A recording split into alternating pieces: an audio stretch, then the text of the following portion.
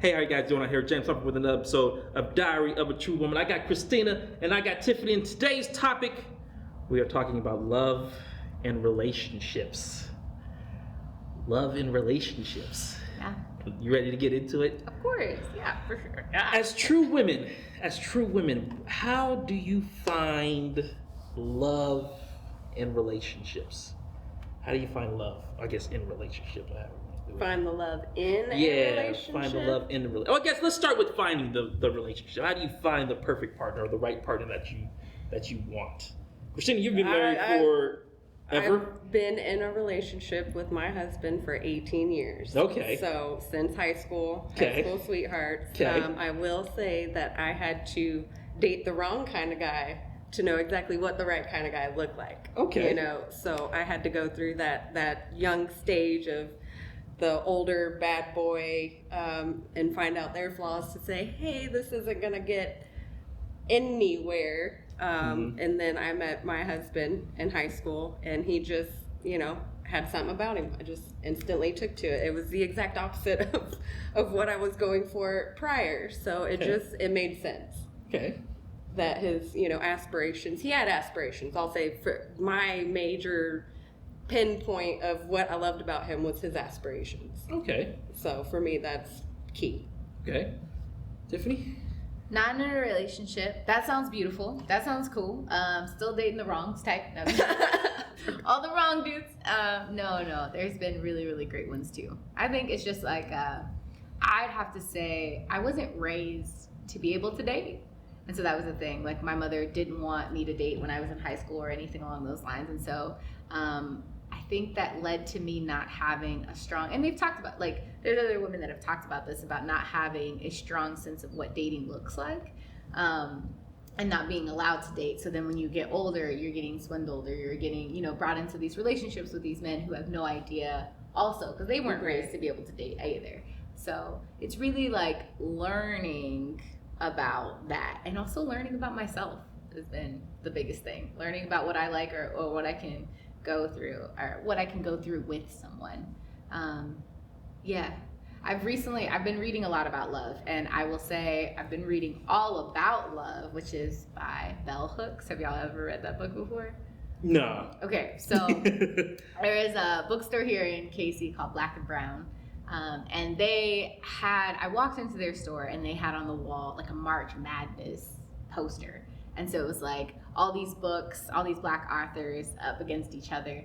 And it was like they had the bracket on the wall coming down, and they had books like I Know Why the Caged Bird Sings, and other like really, really big Black books kind of thing.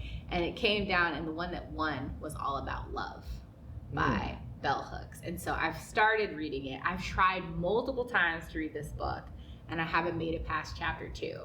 And so that is where I'm on right now, is chapter 2. But you're actually catching me right in the middle of, like, I've got my book club meeting tomorrow. Okay. Where I'm supposed to be, I'm reading with another friend, and we were reading All About Love. And so tomorrow we're supposed to be talking about chapter 2. So I'm going to make it through All About Love. Okay. And hopefully be ready to actually have this conversation about love and relationships. Well, let me ask you this question. As true women, what are you looking for in a relationship? What is true women looking for in a relationship? Ooh, what? Oh, I'll let you go first.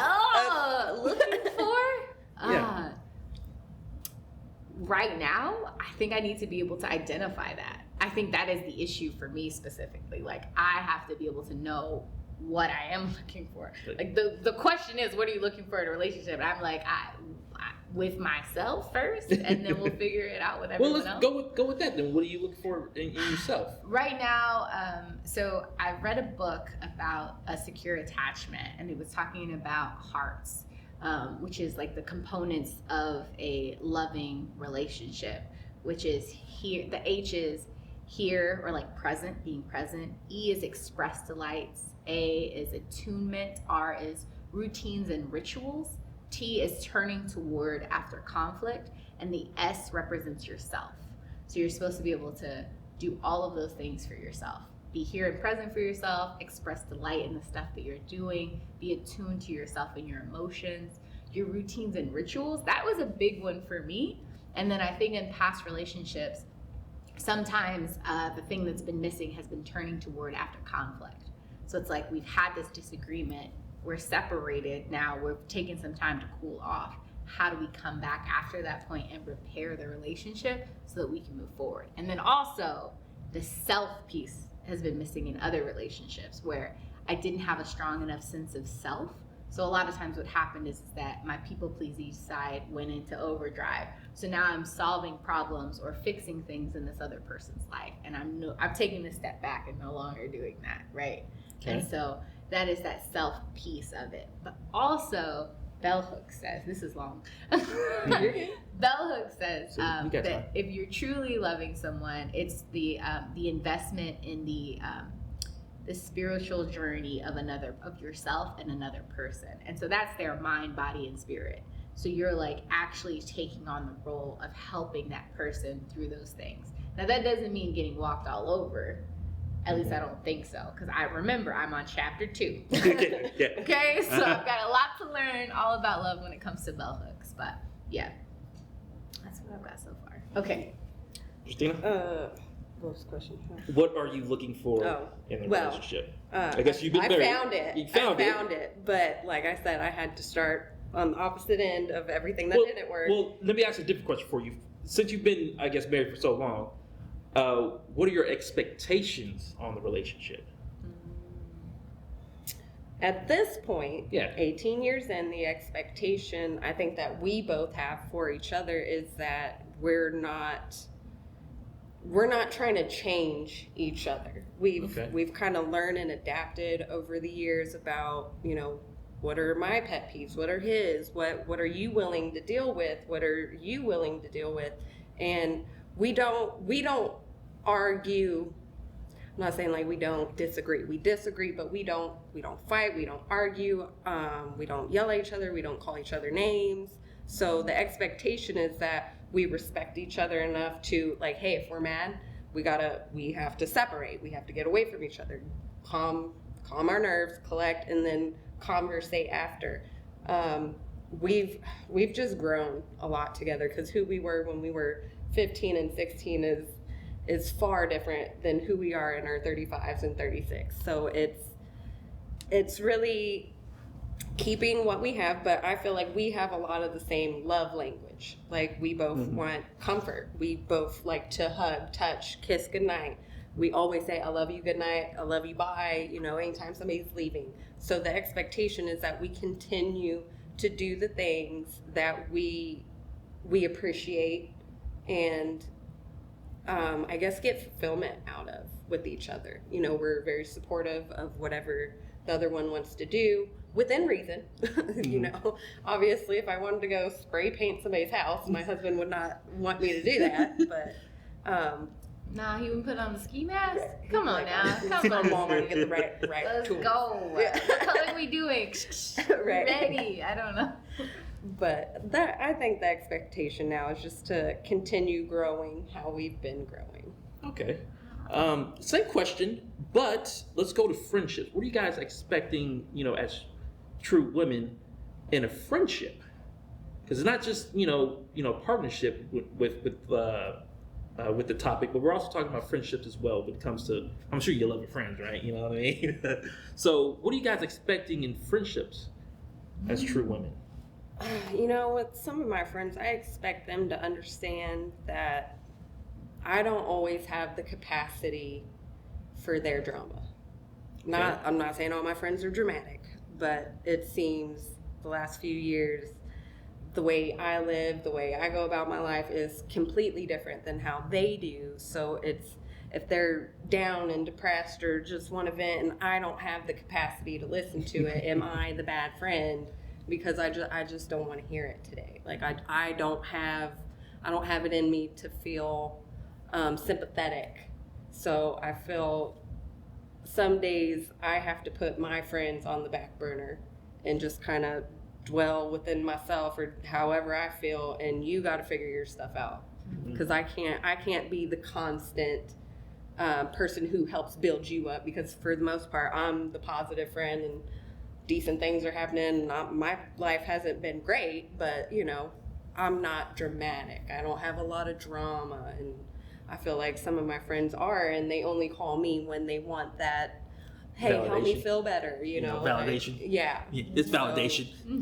I feel like some days I feel bad as a friend because I can't do that today. I don't want to do that today. I can't be your stool or your step or your free therapist. Yeah. I can't be your free therapist today. Yeah. Tiffany? I think I would say that friendship comes without obligation, and that it should be, friendship with me means that I love it when we come together. I understand that we have lives and we are busy and understanding and all of those things. And so there will be time when we're not together, we're apart, we haven't talked in months, or something along those lines comes back. And it seems like my friendships that flow in that way tend to work out really well, you know, and it's not a constant. I have my sisters who I would put on a list of my friends, and I would also put, like, you know, friends that I consider sisters, you know, on that list. But we don't often, it's not like we talk all the time. I've also, like, moved a lot. So, like, when I was younger, we moved almost constantly. Mm-hmm. So I was a military brat. My mom was just like, let's pack up and leave. Let's go, pack it up. Let's go. But so my friends, like childhood friends, it's like, oh, we were in, you know, elementary school for one grade together kind of situation before I moved away. So it's hard to have those long existing relationships. So the ones that I have, I don't live in the same city as them. I don't live in a close area. And so I'm starting to build my friend network now. And also my friend group has changed quite a bit too. Well, that was my next question. Do you guys find it difficult to find, you know, true women like yourselves around and about? I think with any group of people that get together, you're not going to have somebody that you're like, oh, you're absolutely the coolest person. Me and you would connect and we should be friends. There's always that certain, you got to be with somebody in multiple different settings to actually get who they are and who they really are. Because say we go out to the bar and there's a group of girls, we can all be good and have fun that one time and, you know, get along and have things in common. But on another occasion, you might find out this other person doesn't like sports or, you know, whatever. And you're like, oh, well, I do. So finding, it's not hard to find people. I think now it's more hard to find genuine people who are going to be honest about who they really are initially, rather than putting on a facade. I want to look good for this experience. And then figuring out later, like, oh, you know, you got a little bit of baggage and you're trying to throw it on somebody. Yeah. So really getting somebody's authenticity right away is kind of hard. It's where you got to learn to read people versus what they're actually putting out. I don't think it's hard to find women, but the genuine ones that you want to keep around, you know? Selective in that regard. For sure. And I understand it's also like, we know that iron sharpens iron. So, like, for me, I meet with two of my friends weekly, and we go over our goals list together. So we have a weekly date, you know, kind of thing. We meet in the morning. We have our little sheets filled out. We talk about our wins. We talk about, you know, what we're working on that week and stuff along those lines. And so when I proposed this group to them, I had this need within me of, like, I want to meet weekly with women who are doing amazing things. And how do I cultivate that? And then I thought back to the women that I had met, and I said, who is positive, who is driven, who is, you know what I mean, who has adversity, but is like actively managing ways to be able to do that. And that is what led me to, like, starting to reach out to them. And I just approached them of, like, hey, I'm thinking about starting this group up. What do you think? Would you be into it? And now it's like, we've had our first retreat. We're planning our next retreat together kind of situation thing. And so it's like, it's built and it's grown, but it wasn't from one interaction I had with them. It was getting to know them over a certain amount of time. And so we're not all the same. We're very, very different women, but we have a lot of the common values is what I would say. Yeah. And then differing enough that I still get pushed on me as a person, because I think about things like that book I was talking about, the Artist Way book, where she talks about fear versus laziness. One of my friends recommended the book. I never would have picked it up had she not. And now I'm 9 weeks into this book, and I'm like, I I can't do anything else. You know what I mean? It's a whole course. So, yeah. Okay. Here's the heavy hitter. You ready? Yes. Because it seems like going back to relationships, it seems with relationships they are very superficial. So what do you think are the issues with building relationships, especially as true women? You know, you want to be true to yourself and things of that nature. So what do you think is the issue with building relationships? Honesty. You know, I think everybody has a certain side of themselves that they don't want everybody to know about. So trying to bottle that up or cover that up would be what I would say is a very big problem in relationships. So authenticity, being honest, you know, of course you don't need to let everybody in on your deepest, darkest, but you know, At still, what point? yeah, but still being able to be honest in a certain light with people, friends, partners, and just sharing, you know.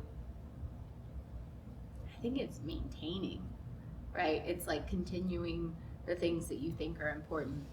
So I think about like the honeymoon period that you start out with, and like everything's great and they're doing all these things, and slowly but surely like somebody stops doing those things, you know, or somebody is no longer, you know what I mean? And like little by little that gets chipped away in some relationships. But so I think maintenance is really the biggest thing, because a lot of times it can be hot and heavy at the beginning. Oh yeah. But then you fizzle, right? And it's like nobody can sustain that kind of energy. So it's like, what do you want your relationship to look like? What have you both decided on, and how can you continue that throughout? What do you think is the best way of maintaining the relationship? Because then, I mean, if we break it down even more, it's like, what, you know, as true women, what do you guys think you should be doing to be maintaining that relationship? Obviously, you've been married for 18 years, you know. So, what are some of the things that you purposely do to keep that, you know, relationship intact? And then obviously you can answer it however you want to answer it. Like I said, consistency. Like I said, me and my husband, anytime he leaves or we get up in the morning, kiss each other goodnight. So we've been very consistent with verbally saying our love for each other. Same with my friends. If I'm on the phone with my friend, before I hang up, love you, bye. You know, let you know, still got that love for you. I don't care if we just got in a fight. Like, I hate you right now, but I love you, bye. So staying consistent and letting people know how you feel about them. And holding each other accountable. You know, if I do something wrong, my husband may not say it directly to me at that moment, but later on, conversation comes up, well, you said this and did this, so I need you to be aware of where you either let me down, let yourself down, let somebody else down. Accountability is a good main point on that, just making sure people actually know. Self-awareness is something that not a lot of us have, and I think self-awareness is probably a big step for any relationship. You have to know who you are and how you are to somebody else, so that you can toggle your day-to-day life, attitude, outlook, you know. Yeah. Question one more time. What was the question? Audience, what was the question? Anyway, I'm going to go to my next question. So, so we got to look at the negative stuff, or I should say the other side of the coin. Yeah. What is some advice that you would give yourself, your younger self, when it comes to, I guess, being a true woman in building relationships?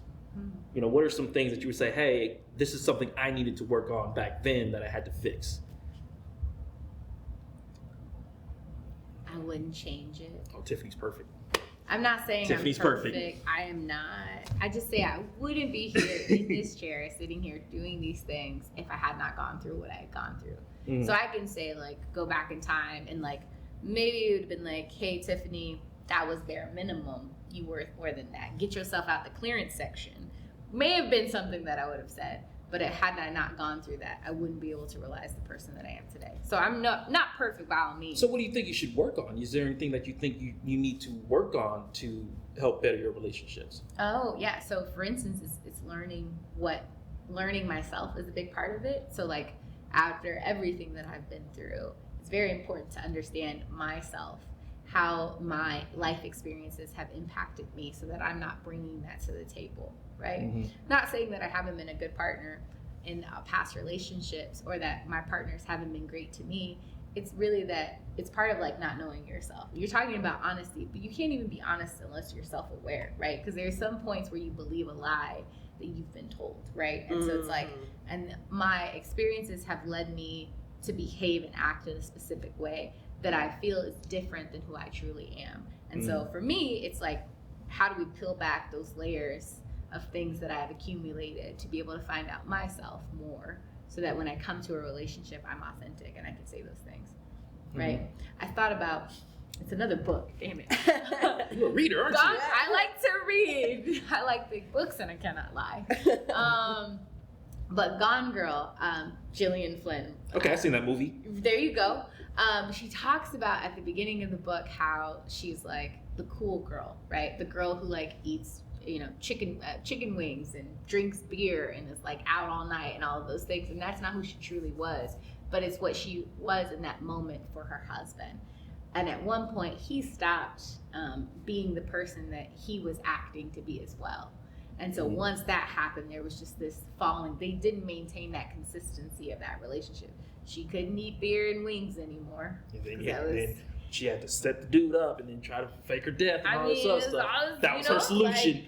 Like, that was the thing. It's like she didn't show up in that relationship as her authentic self. She showed up as someone she thought was her authentic self. I don't think she like catfished the dude, was like, aha, I got him. Like, I think she genuinely came to the relationship like, this is who I am. Oh yeah, I'm a cool girl. I play pool at night and I watch sports games. And maybe she is, you know what I mean? But she really like, once he stopped doing the things that were special to her to keep her in that place, she started stripping away those things too and had to get out of there.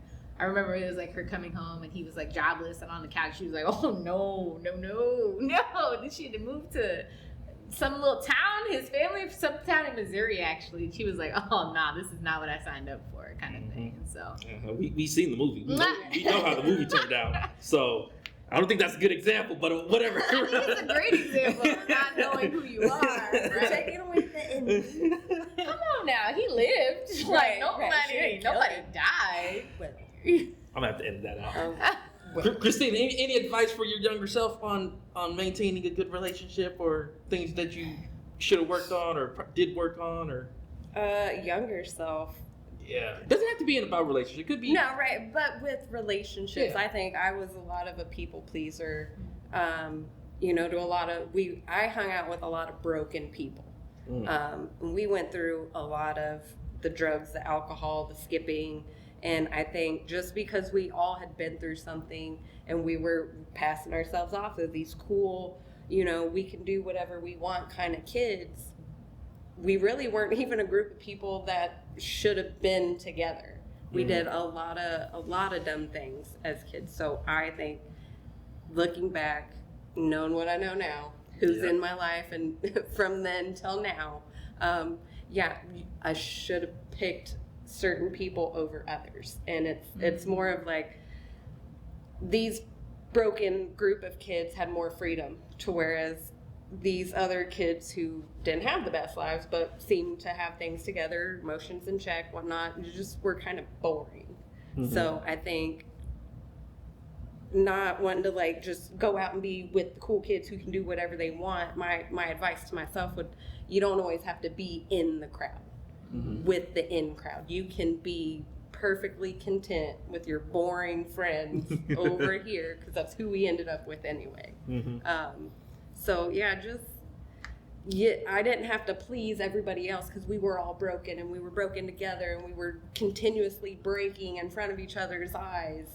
So we had a broken relationship that once a lot of us got old enough to realize, hey, I need to change this, I need to change that, and the other ones didn't, you had that really bad fallout because these people were still broken and still angry. And so I went through a lot with some friends, and it was like the crowd that I picked over the crowd that I left. Had I just, picked the right crowd, I could still be the person I am. I went through all the things I went through, but it would have been less heartache. because you thought these people were your close friends and you went through problems and you talked about your problems together, but then at the end of it all, they didn't care. And they just kept on with their lives doing what they were doing, and I had to kind of pick up my pieces and like, oh, well, that didn't work, so You can't fix anybody. That's the big right, thing. right. So Would you guys have any advice for, I guess, future people, future true women out there on, you know, building or getting in relationships, or things you guys want to add to the end of the episode? know who you are. Know who you are, but you cannot keep anybody else happy until you're happy yourself. So if you're not happy, you need to figure out what you're not happy about. I would say read all about love. You know, Pick up a book. Pick up a book. At least explore the idea that maybe what you think or maybe what you've been raised to believe isn't the truth or doesn't actually align with you. So I guess it's like learning more about yourself, learning more about what you will and will not put up with, learning what you like, learning what you love already that's outside of another person. Yeah, that's learning. All right. Well, that concludes this episode of Love and Relationships for Diary of a True Woman. I got Tiffany, I got Christina, and then there's me. You guys have a good have a good day, whatever. See you guys next week. I need to work on my outros. They really suck. See you guys next time.